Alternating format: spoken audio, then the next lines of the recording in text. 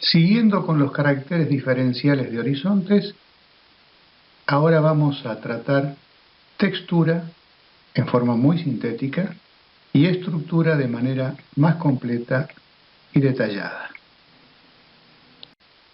La textura es el primer carácter diferenciador que tiene que ver con el suelo de manera fundamental. Este tema se trata in extenso en otro archivo. Aquí solo tomaremos la textura como carácter diferenciador de horizontes y su relación con la estructura. Las clases de textura se obtienen en un triángulo donde se ingresa con datos de granulometría, es decir, los porcentajes de arcilla, limo y arena, tal como vemos allí, y de esa forma se puede establecer una de las 12 clases texturales, desde arenosa a arcillosa, pasando por limosa y todas las texturas intermedias, donde hay una muy importante que es la textura franca, en la cual las proporciones de arcilla, limo y arena nunca son iguales, pero sí equilibradas, y por lo tanto se la considera la textura que mejores propiedades le transmiten al suelo. Otras texturas pueden ser importantes, pero normalmente cuando predomina una partícula textural muy por encima de otras, por ejemplo, arenosa franca o franco-limosa o arcillo-limosa, ahí tenemos algunas de las partículas que están dando características al suelo que no siempre son favorables. Para facilitar algunos comentarios en algún momento proponemos una simbología que representa a la arcilla con la A minúscula, por ser la arcilla la partícula más pequeña, la L mayúscula para el limo y la A mayúscula para la arena, ya que esta es la partícula más grande que tenemos. Con base en la textura vamos a pasar a tratar la característica más relevante de cualquier horizonte, que es la estructura. La estructura del suelo o de un horizonte es la forma en que se agrupan las partículas individuales, particularmente arena, limbo y arcilla, en unidades de mayor tamaño visibles a simple vista y a través de un proceso general que se denomina agregación y estructuración. La estructura de cada horizonte se describe indicando tres propiedades. El tipo de estructura es la forma geométrica aproximada que presentan estos cuerpos, cuando se pueden separar con una leve presión manual o incluso solamente es suficiente observar las grietas para establecer el tipo de estructura. La clase de estructura es el tamaño dominante de los cuerpos estructurales en cada horizonte, van desde muy finos a muy gruesos, y el grado de la estructura es el nivel de expresión de la misma y, hasta cierto punto, la resistencia a ser disgregada por presión manual.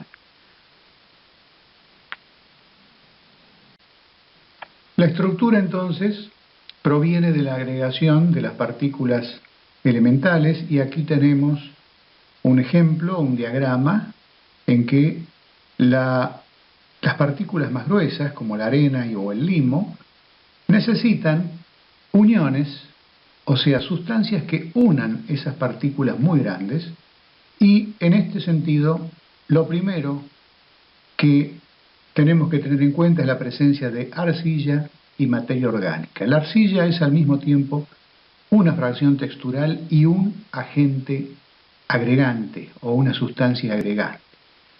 En el punto D, por ejemplo, vemos que la arcilla por sí sola une dos partículas bastante grandes. En el punto A, la materia orgánica es la que se encarga de unir partículas, pero lo más eficaz es cuando participan ambas sustancias, la arcilla y la materia orgánica humificada, como en los puntos B, C1, C2, en que tenemos una interacción mucho más fuerte y con efecto de mayor agregación. Además de las sustancias materia orgánica humificada y arcillas, otras que contribuyen a este fenómeno tan importante son los carbonatos de calcio y magnesio, son sales insolubles que precipitan entre las partículas mayores, haciendo de unión. Lo mismo ocurre con los oxihidróxidos de hierro, aluminio y manganeso, de bajísima solubilidad y que son muy eficaces en unir partículas.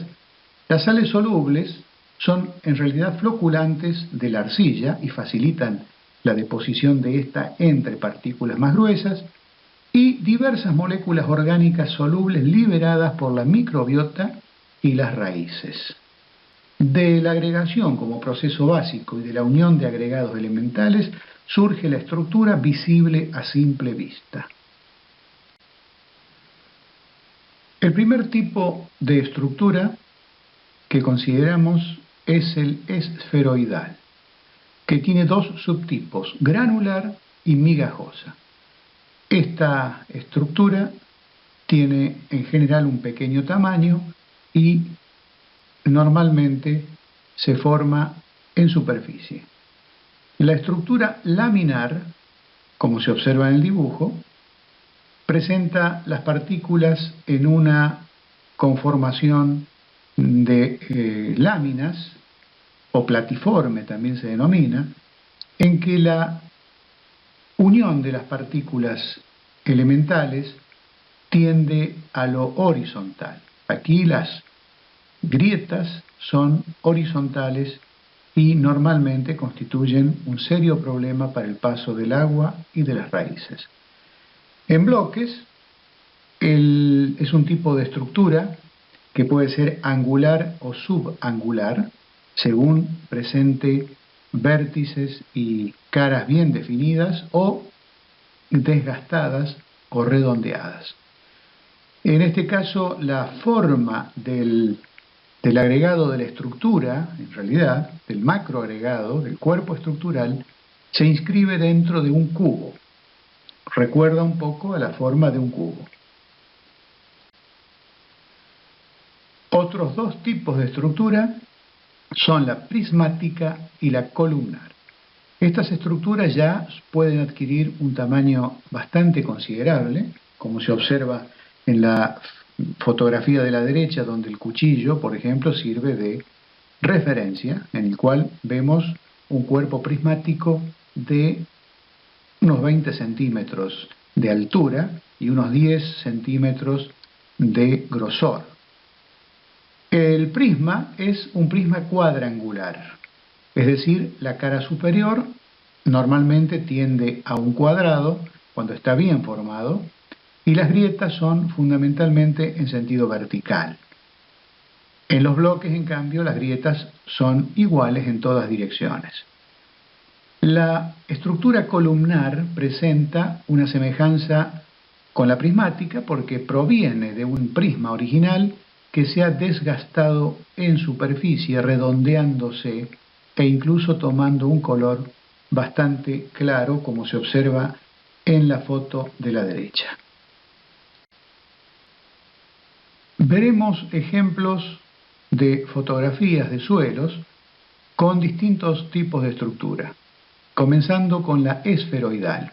Solamente lo encontramos en horizontes A, en la que tiene que haber moderada a alta materia orgánica humificada, textura relativamente fina, y esta estructura se forma con la participación de raíces de gramíneas, finas y densas, además con actividad de micro y mesofauna, por ejemplo las lombrices.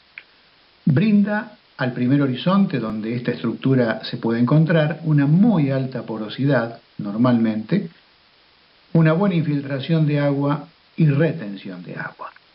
Pero el tránsito de maquinarias pesadas, e incluso los animales, pueden eliminar esta estructura al menos en superficie. En contraste con la esferoidal, la estructura laminar es muy desfavorable cuando se forma como estamos viendo en las fotografías, donde claramente las láminas son finas y prácticamente están desprovistas de raíces. Precisamente este ejemplo es de un lote de la facultad de nuestro campo experimental o campo escuela, después de unos cuantos años de labor agrícola. Es frecuente en los horizontes A y E, aunque puede encontrarse en horizontes con arcilla un poco más profunda, pero ya es bastante poco frecuente. Para que se forme esta estructura, la materia orgánica tiene que estar en un nivel muy bajo y generalmente la textura franca o más fina favorece la formación de estas láminas. Si fuese una estructura más gruesa, no se podrían formar. Nos da una baja a muy baja porosidad e infiltración lenta a nula, según el grado de formación. Las raíces pueden crecer con dificultad o estar impedidas de hacerlo, o normalmente pueden sufrir deformaciones. La presencia de esta estructura causa anegamiento y normalmente es un factor muy negativo para los cultivos.